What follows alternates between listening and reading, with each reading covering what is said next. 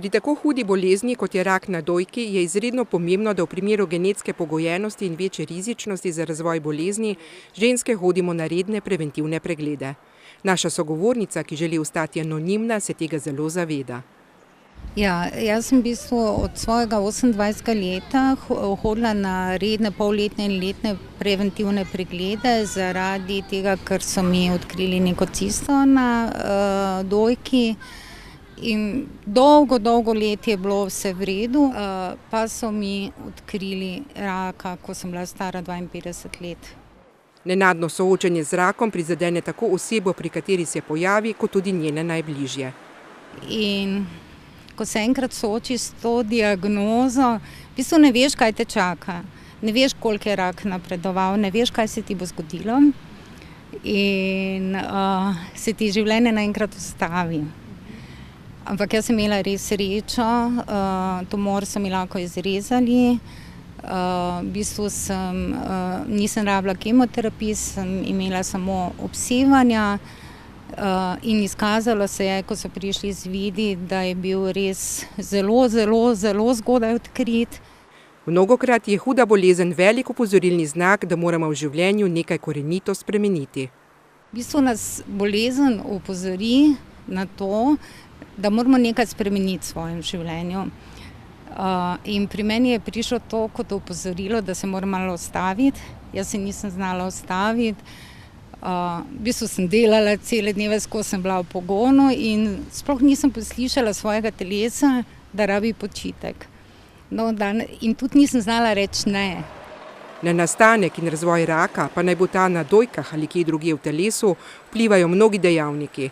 Pomembna sta tako naša genetska, dedna osnova, kot tudi način življenja ter vplivi iz okolja. Zelo veliko vlogo imajo dejavniki okolja in nekako pravijo, da so največji dejavniki tveganja za pojav vseh vrst rakov v današnjem času nezdrava, neuravnotežena prehrana, telesna nedejavnost in seveda tisti glavni dejavnik, iz katerega je zelo težko izstopiti, je stres. In je dokazano, da se rakave celice žal hitreje, milijonkrat hitreje razmnožujejo takrat, ko je človek pod stresom.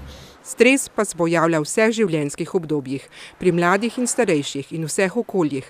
Tako je tudi z rakom, za katerega je videti, da je prešel vse meje. Žal je tako, kar tudi opažamo v naši vsakodnevni praksi, da rak ne izbira več let. Veliko več raka je prisotnega povsod, ne glede na regijo. Veliko več raka, vseh vrst raka je prisotnih tudi med mladimi. Obolevajo in celo umirajo že 30-40-letniki, moški in ženske. In to je tisto, kar nas mora skrbeti in moramo vztrajati, moramo se samo pregledovati, moramo sami, če karkoli opazimo, če karkoli sumimo, takoj poiskati pomoč strokovnjaka, zdravniško pomoč in vztrajati. Tudi če nas en strokovnjak odvrne, moramo poiskati, če nismo sami prepričani, da je tako, kot je on rekel, še druge alternative. V Sloveniji imamo vrsto presejalnih programov, to so Zora, Dora in Svit. Dora je program namenjen zgodnjemu odkrivanju raka na dojkah. Zora je za odkrivanje raka na materničnem vratu, Svit pa za odkrivanje raka na debelem črevesju. Naša sogovornica svetuje. To bi res toplo priporočala vsem ženskam, da hodijo na preventivne preglede, da si pregledujejo dojke, da če začutijo kakršnokoli spremembo, naj takoj grejo k zdravniku.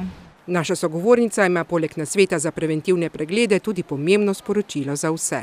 Treba je živeti danes, tukaj, vsak dan in jaz, odkar sem šla skozi to izkušnjo, se vsako jutro nasmehnem in si rečem, pred mano je nov dan.